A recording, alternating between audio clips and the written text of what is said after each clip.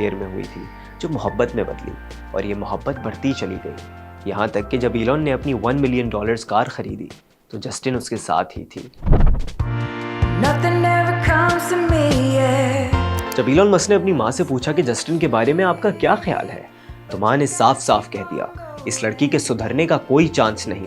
भाई किम्बल कहता है कि जब उसने मुझे बताया कि वो जस्टिन से शादी करने जा रहा है तो मैंने मना किया, कहा ये लड़की तुम्हारे लिए ठीक नहीं है। नवीद फारूक ने भी यही कहा, लेकिन मस्क किसकी मानने वाला था। जनवरी 2000 में उसने कैरिबियन आइलैंड पर जस्टिन से शादी करी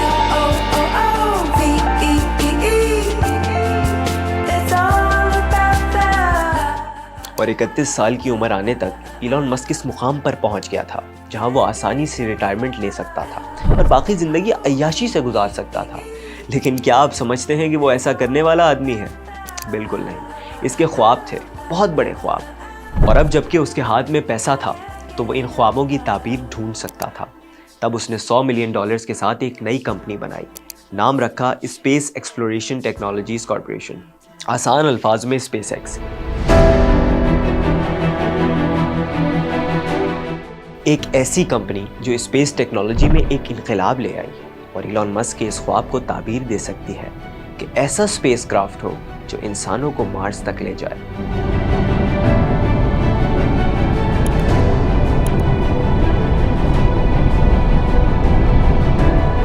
बहरहाल अक्टूबर 2002 में ईबे ने इलॉन मस्क से पेपाल खरीद लिया। इलॉन मस्क को यहाँ से भी बहुत माल मिला, दौलत कहीं से कहीं पहुंच गई, वो मजीद अमीर हो गया और फिर एक और कंपनी बन गई।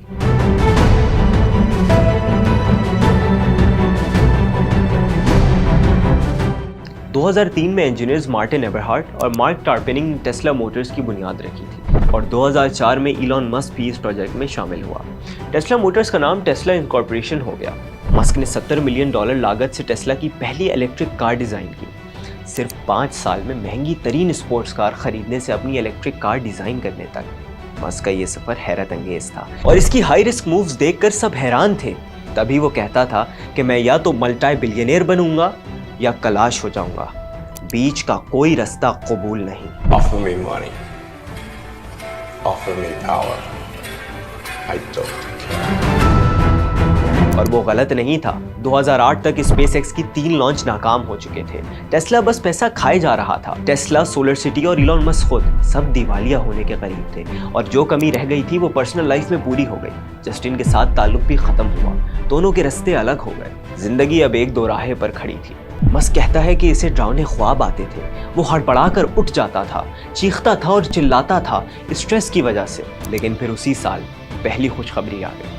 28 सितंबर 2008 को चौथी अटेम्प्ट में स्पेसएक्स ने कामयाब लॉन्चिंग कर डाली। वो ऑर्बिट में पहुंचने वाली पहली प्राइवेट कंपनी बन गई और यहाँ मस्क ने जिंदगी का सबसे बड़ा फैसला किया।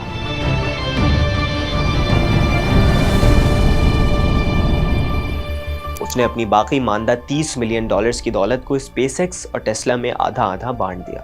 यानी अब जेब में कुछ बाकी नहीं बचा था। अब होगा आर या पार। और फिर जिंदगी बदल गई। उसे नासा से कमर्शियल रीसप्लाई सर्विसेज का पहला कॉन्ट्रैक्ट मिल गया, पूरे $1.6 बिलियन का। और फिर टेस्ला ने अपना मॉडल एस भी लॉन्च कर दिया और दुनिया ने पहली बार इलेक्ट्रिक गाड़ियों को सीरियस लेना शुरू कर दिया। मस्क दिवालिया होने से बच गया और अब उसकी नजरें कहीं आगे थी। मई 2012 में स्पेसएक्स ड्रैगन इंटरनेशनल खलाई स्टेशन तक पहुंचने में कामयाब हो गया। पहली बार किसी कमर्शियल कंपनी का खलाई रॉकेट स्पेस स्टेशन तक पहुंचा था।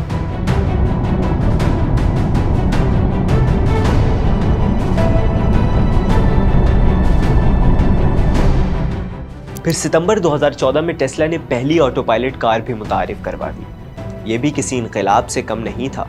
एक car automatic steering, speed limit और ऑटोमेटेड ब्रेक सिस्टम से चल रही थी। ये इलॉन मस्क का बहुत पुराना ख्वाब था जो हकीकत बन चुका था। उसे यकीन है कि इस कार में इस्तेमाल होने वाला सॉफ्टवेयर किसी इंसानी मदद के बगैर ऑपरेट करने का अहल है।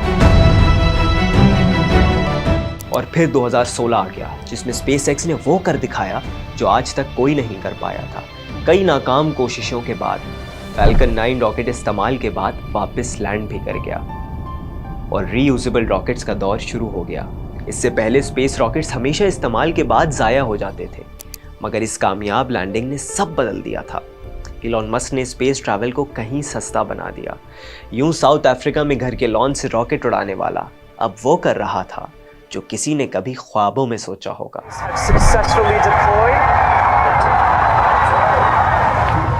Okay, this is bad.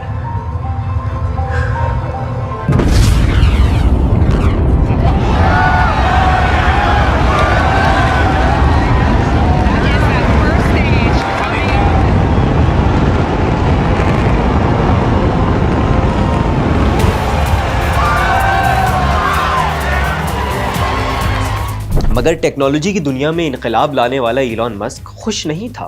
2016 ऐसा साल था जिसमें उसे जिंदगी का दूसरा गम मिला। उसकी दूसरी शादी भी नाकाम हुई। यही नहीं, उसने कई मोहब्बतें की, लेकिन नफसियाती तौर पर परेशान होने के अलावा इसे कुछ ना मिला। हॉलीवुड एक्ट्रेस एम्बर हर्ड से लेकर ऑस्ट्रेलियन अदाकारा नताशा बासेट तक, यही नहीं, क्लेयर बाउचर के साथ तो इसका ताल्लुक काफी आगे गया।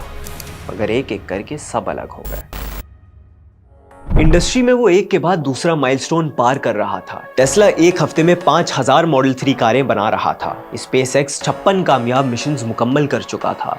चीन और अमेरिका से भी ज्यादा पेलोड्स ऑर्बिट में भेज रहा था। दुनिया उसके पीछे पीछे इलेक्ट्रिक कार्स रेवोल्यूशन ला रही थी। मगर वो डिप्रेशन में था। अब उसका दिमाग किसी और ही अंदाज में काम कर रहा था। जनवरी 2021 में दुनिया का अमीर तरीन आदमी, $182.9 बिलियन का मालिक, मगर अब वो एक नया मैदान फतह करना चाहता था, सोशल मीडिया का मैदान। और इस कहानी का आगाज हुआ ट्विटर से। इलॉन मस्क ने एक लंबे झगड़े, बहस और तनाज़े के बाद 2022 में ट्विटर खरीद लिया। पहले मस्क ने ट्विटर की बोली $44 बिलियन लगाई, यानी सोशल टेक हिस्ट्री का सबसे बड़ा सौदा। लेकिन 3 महीने बाद पीछे हट गया। ट्विटर ने इसके खिलाफ केस कर दिया। मस्क ने भी जवाबी केस किया। Oh yeah, Twitter. ट्विटर कहानी में कई ट्विस्ट आए। स्टॉक में झटके, मुलाजमीन में बेयकीनी, कंपनी के रेवेन्यू में कमी, बहुत कुछ हुआ और 6 महीने तक ये जंग चलती रही।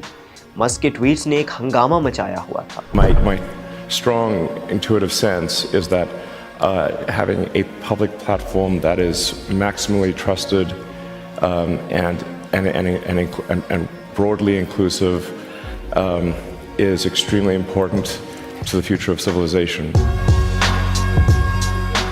यहाँ तक कि 25 अप्रैल को मस्क ने ट्विटर खरीद लिया।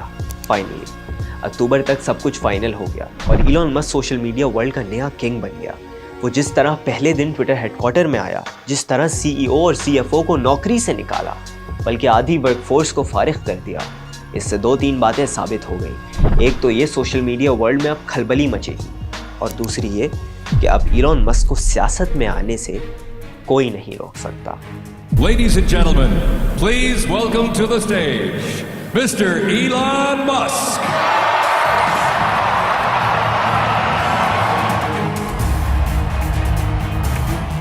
एक साइंटिस्ट और पॉलिटिक्स, ऐसा आपने बहुत कम देखा होगा। मस्क कभी भी पॉलिटिकल नहीं था, वो एक लिबरल था। उसने बराक ओबामा और हिलरी क्लिंटन को फंडिंग भी की, बल्कि 2016 के इलेक्शन में तो वो डोनाल्ड ट्रंप का खुला मुखालिफ था। लेकिन जब ट्रंप जीत गया तो एक दोस्त ने मस्क को समझाया और उसे ट्रंप की एक बैठक में भी ले गया, जहां सारे टेक जायंट्स मौजूद थे। ये साल था 2016 और महीना था दिसंबर का।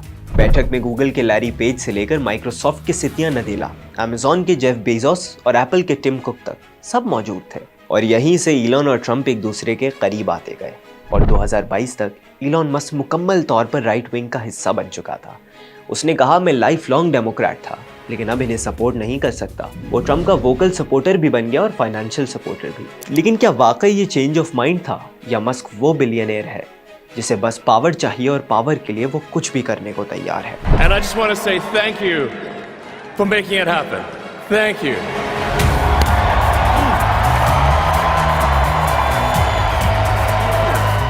जो भी हो, ट्विटर टेकओवर ने बहुत कुछ बदल दिया, शायद दुनिया भी। साल 2025, मस्क का दोस्त डोनाल्ड ट्रंप एक मर्तबा फिर अमेरिका का सदर है और मस्क इसका एडवाइजर बन चुका है। अब वो टेक ही नहीं, पॉलिटिक्स में भी मेन स्ट्रीम है। लेकिन ट्रंप के कंधों के साथ कांधा मिलाने के बाद अब कई सवालात उठ चुके हैं। क्या वो वाकई एक जीनियस है या एक बेरहम बिजनेसमैन और एक कंट्रोवर्शियल फिगर? और आखिर इलॉन मस्क की लेगेसी क्या है? एक विजनरी जिसने इंसानियत को बचाया, या फिर एक पावर हंग्री बिलियनियर, या वो जीनियस जिसने दुनिया तो बदल दी लेकिन खुद को कहीं खो दिया। लेकिन एक मिनट, अभी इलॉन मस्क की कहानी खत्म नहीं हुई। इसमें कभी भी ट्विस्ट आ सकता है, और अभी तो इसका वो ख्वाब बाकी है, मार्स पर कब्जा करने का ख्वाब। जब इलॉन ने स्पेसएक्स बनाई थी तब से वो यही चाहता था, इंसानों को एक नहीं कई सैयारों पर रहने वाली मखलूक बनाए। और इसका ख्वाब मार्स पर जाकर बसना ही नहीं, बल्कि वो तो ख्वाहिश करता है कि मौत आए तो वहीं आए। वो 2029 तक इंसानों को मार्स तक पहुंचाना चाहता है।